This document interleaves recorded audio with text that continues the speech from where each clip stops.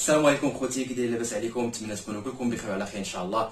معكم ايوب، مرحبا بكم في فيديو جديد. الفيديو ديال اليوم غادي نتكلموا على واحد الموضوع اللي هو كيهمنا كاملين.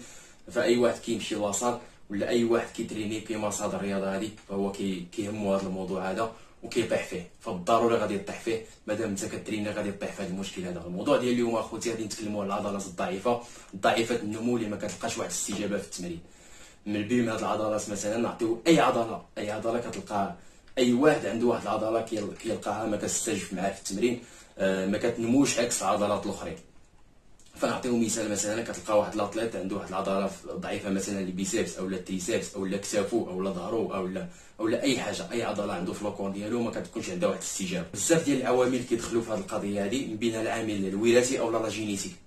فكثير منا كيسمع لا جينيتيك، هذا عنده واحد لا جينيتيك زوينه، هذا عنده جينات زوينين، فهما كيلعبوا دور، ولكن هما ما كيبقاوش عائق. فغادر انك تحسن من ديك العضله الضعيفه، ولكن الا تبعتي واحد الاسلوب اللي هو صحيح باش ما تطيحش في المشكل. لان شكون اللي كيطيح في هذا المشكل هذا؟ حتى المتقدمين كتلقاو مثلا فاش كان كمبتدئ، نهضر على راسي على التجربه ديالي كمبتدئ. فاش بديت البدايات نتاعي في هذه الرياضه هذه، كانوا بعض العضلات ما كانش كيعجبني نخدمهم. فمن بعد هما اللي لقيت فيهم المشكل، هما ولاو عندي بوان فيبل. هادشي علاش نتوما خوتي كنتي مبتدئ ما خصكش تطيح في هذا المشكل هذا. كنتي كتشوف واحد العضله ما عزيزش عليك انك تخدمها، او لا ما نفسيتك ما كترتاحش ليها، خصك غير تسالب عليها، خصك غير تسالي كتليها هي التاليه باش انك تخرج تمشي بحالك. لا، من بعد راك كطيح في هذا الغلط هذا، وغادي تولي عندك بوان فيبل وخصك الوقت باش انك تحسن منها. فاذا كنتي كتشوف عندك هذا المشكل هذا، فضروري غادي يكون عندك هذا المشكل هذا، ضروري غادي يكون عندك واحد العضله ما عزيزش عليك تخدمها، او لا كتعذبك في الخدمه، او لا كتعصبك. كاين شي عضلات راه كيعصبوا بحال لي مولي، بحال لافومبرا، بحال هاد لي ميسكل هادو كتخدمهم كتحس براسك معصب. لا، ما خصكش تعصب، خصك تمتع بداك لي ميسكل ديالك باش تخدمو مزيان، باش انك تقدر تستافد منه من بعد. ثاني حاجه التركيز وسط التمرين، فهو مهم بزاف التركيز. الا ما كنتيش عاطي عقلك مع داك لي ميسكل اللي كتخدم، راك ما غاديش تستافد منه، وغادي يكون التمرين ديالك باطل، ما غاتستافد من والو. داك التمرين ضيعتي واحد الساعه، ضيعتيها مشيتي عرقتي فيها وصافي، ما غاديش تستافد. لان التركيز مهم بزاف. خصك تحط عقلك وسط العضله اللي كتخدم، سيرتو العضله اللي كتشوفها ضعيفه عندك وما كتستجبش عندك مزيان، حط فيها عقلك، لان عقلك هو اللي تيخدم. ماشي بالضروري تخدم بواحد لو بوا ثقيل باش انك تكون راك خدمتي مزيان. لا، الكونسونطراسيون مزيان، وتوصل الخدمه للميسكل اللي كتخدم وتعطيه حقه في الخدمه. خصك تحس بالحراره فيه، الحراره توصل يدخل له الدم مزيان. هذه هي الخدمه. ونوع في التمرين، التنويع ديال التمارين راه مهم بزاف. ما كتبقاش العضله كتكره الروتين، واحد الروتين كتبقى تعطي لها ديما هذا الشهر، هذا الشهر الجاي، العام الجاي، راه ما يمكنش، ما غاديش تستافد معاك. فالروتين خصك تحاول ما امكن ديما الجديد تعطيها تمارين جداد، بوزيسيون جديده. فما تخلي حتى شي حاجه تشتت التركيز ديالك. فبزاف كنشوفهم كيضرب سيري مثلا، كياخذ تصويره، لا كتشتت التركيز ديالك هكاك. حتى تسالي من حقك تفرح براسك في التصاور مزيانين ليك كبدايات ديالك، كتشوف الشونجمون ديال لوكور ديالك كيفاش غادي، لا مزيان تصور، فرح براسك من حقك.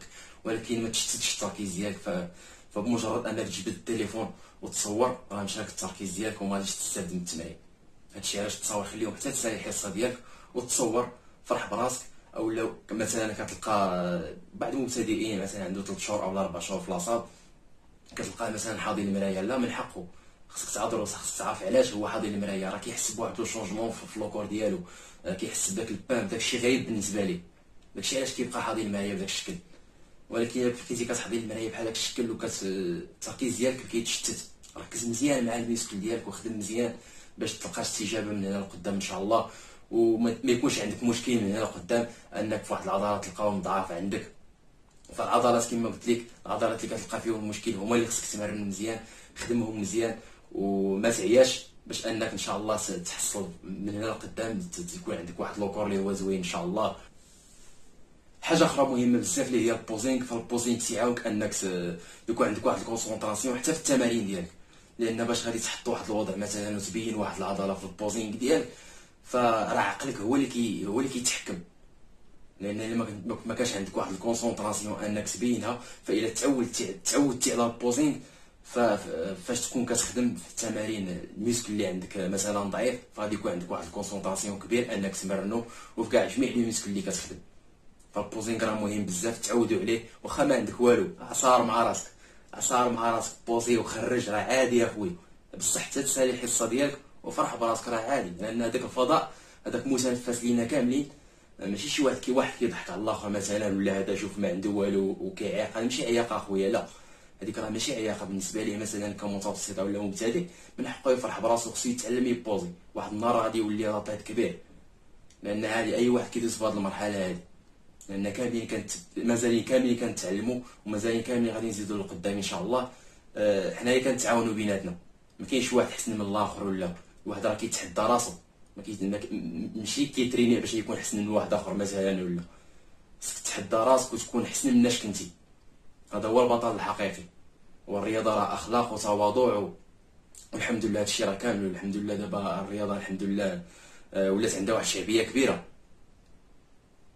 فاخوتي هكا كان الفيديو ديال اليوم، كان خفيف ظريف، نتمنى يكون نال الاعجاب ديالكم. ما تنساوش لايك، بارطاجيو مع صحابكم، خليو لي كومونتير زوين شجعوني به باش نقدر نستمر ان شاء الله. راكم في القلب، راكم عزاز.